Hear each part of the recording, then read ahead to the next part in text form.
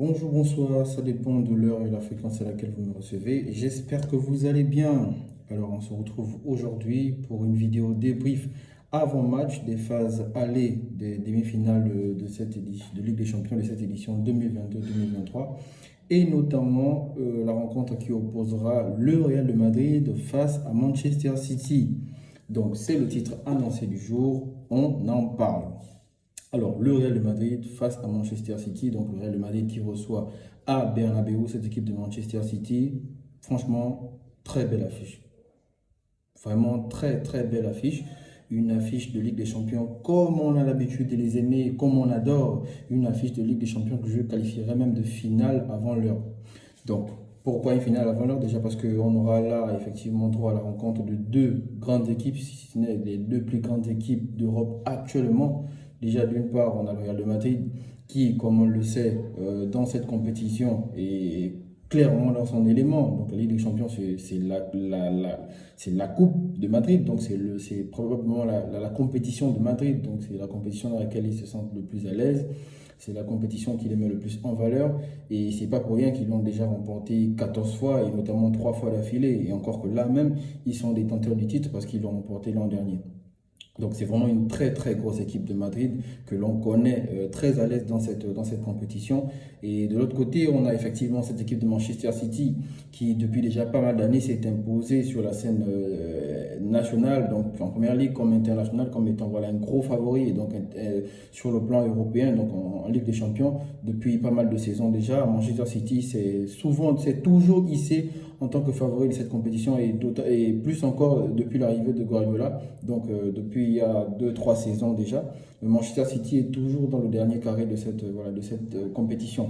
Mais néanmoins, il pêche toujours à certains moments. Donc voilà, en demi-finale, en tout cas, il y a toujours un fait de jeu ou en tout cas un dernier truc qui vient voilà, simplement les enlever effectivement cette possibilité-là voilà, de remporter cette coupe.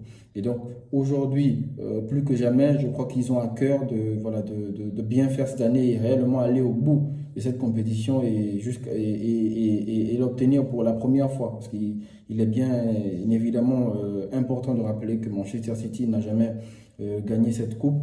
Et également, Guardiola, depuis qu'il a quitté Barcelone, il ne l'a plus jamais gagné. Donc je crois que ce sera effectivement une motivation en plus. Et c'est la motivation première de cette équipe et notamment de leur coach.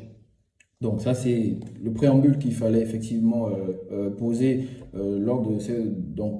pour cette rencontre. Et donc s'il faut là actuellement détacher un favori, il sera très clairement difficile de déterminer avec certitude qui pourra l'emporter sur cette rencontre. Franchement, il sera très difficile de déterminer qui pourra l'emporter, qui de City ou de Real va l'emporter demain soir.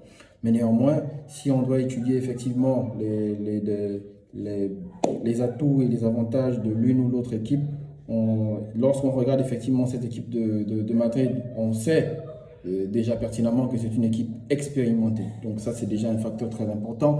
Madrid est très expérimenté. Déjà que la compétition, c'est une compétition qu'ils affectionnent, c'est une compétition dans laquelle ils sont très à l'aise, mais cela se justifie aussi par le fait que ces joueurs, donc la moyenne d'âge déjà à Madrid est quand même plus élevée par rapport à City.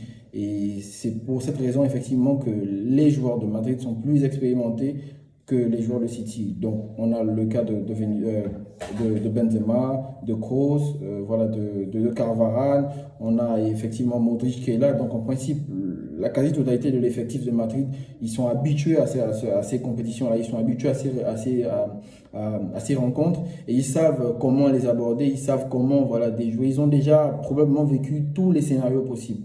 Donc, en principe, et avec certains joueurs même qui, avec le temps, se sont bonifiés, à l'exemple de Benzema, à l'exemple de Modric. Donc même Benzema, lorsqu'on le regarde jouer aujourd'hui, on a plus de plaisir à le regarder jouer aujourd'hui qu'il y a 3 4 ans en arrière.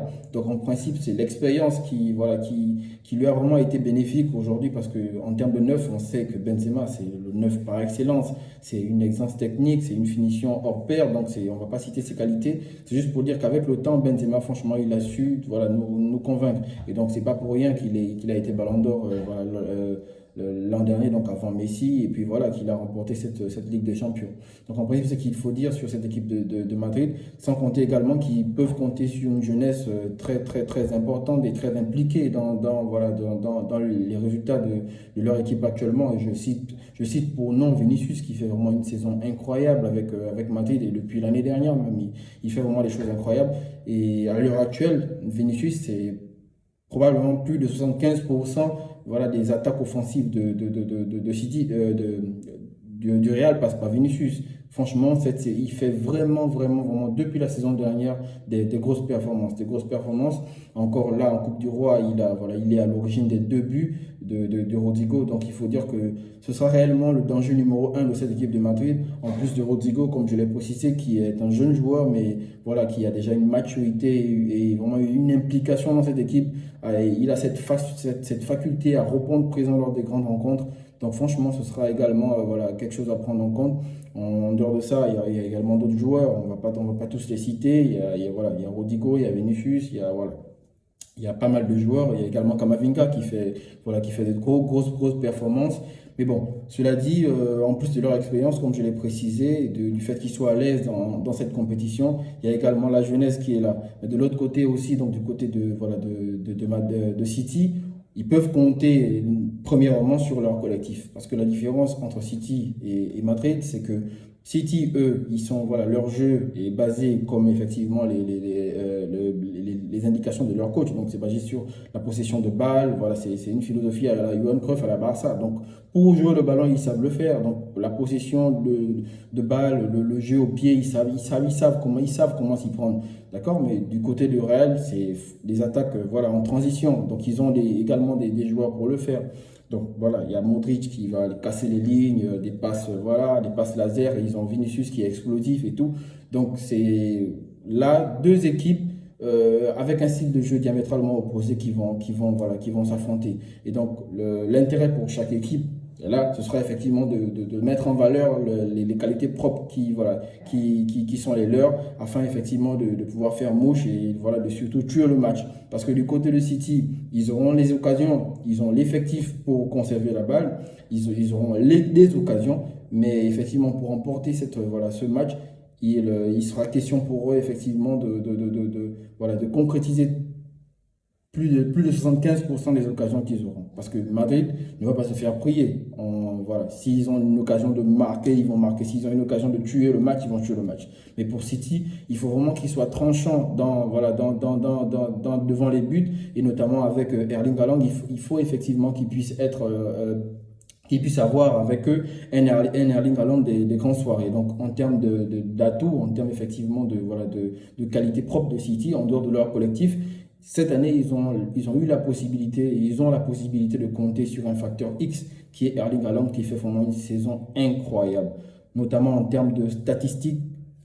Dans toute l'Europe, il y a pas 102. Franchement, actuellement, Mbappé devant Haaland, et c'est mon avis personnel, c'est un enfant. Mbappé, c'est un enfant devant Haaland parce que déjà en première ligue, il te plante, je crois, 34 buts, quelque chose comme ça. La dernière fois, je crois, en quart de finale, il te met un quintuplé. Donc franchement, en termes de buts, actuellement, Haaland, c'est le top des tops. C'est franchement le top des tops.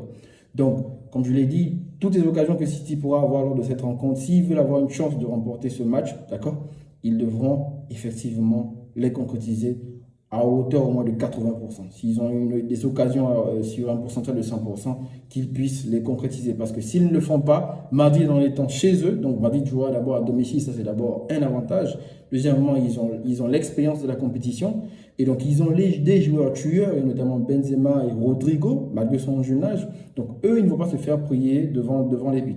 Donc, ce que City devra faire, effectivement, c'est de tuer le match autant que possible, de marquer autant que possible. C'est effectivement là la seule chance pour moi que cette équipe de City puisse l'emporter. Et donc, en termes de probabilité, ou encore s'il faut de là déterminer un vainqueur sur cette rencontre, je dirais simplement que les chances sont de part égale, donc 50-50. Mais avec une probabilité plus élevée pour City pour se qualifier, pas pour remporter le match demain face au Real, donc à Bernabeu. Ils peuvent perdre le match à Bernabeu, mais ce qui est sûr, et en termes de probabilité, compte tenu de la forme des 2 équipes, c'est que City va se qualifier. Donc ça, ce sont effectivement les probabilités. Mais à mon humble avis, Et en tant que, voilà, et en tant que supporter de foot, je pense que pour ce match de demain, les chances sont partagées à 50-50. Donc, autant City aura la possibilité de gagner, autant Madrid aura la possibilité de gagner. Donc, en gros, c'est un peu ce qu'il y avait à dire sur cette rencontre. Et donc, on se retrouve demain pour le débrief de la rencontre. Donc, juste après la rencontre, on se retrouvera pour une vidéo débrief pour voir effectivement et décrypter tout ce qui a pu voilà, se passer lors de cette rencontre. Et on aura également la possibilité de faire voilà, une projection sur la rencontre à venir et notamment l'Inter de Milan face au Milan AC. Donc, c'était tout pour cette vidéo. J'espère que le contenu vous aura plu à certains, sinon à tout le monde. Si c'est le cas, n'oubliez pas de liker et de vous abonner, mais surtout d'activer la cloche de notification pour ne manquer aucune de mes prochaines vidéos. D'ici là, je vous souhaite de passer une excellente soirée ou une excellente journée, c'est selon. Et on se dit à mardi soir.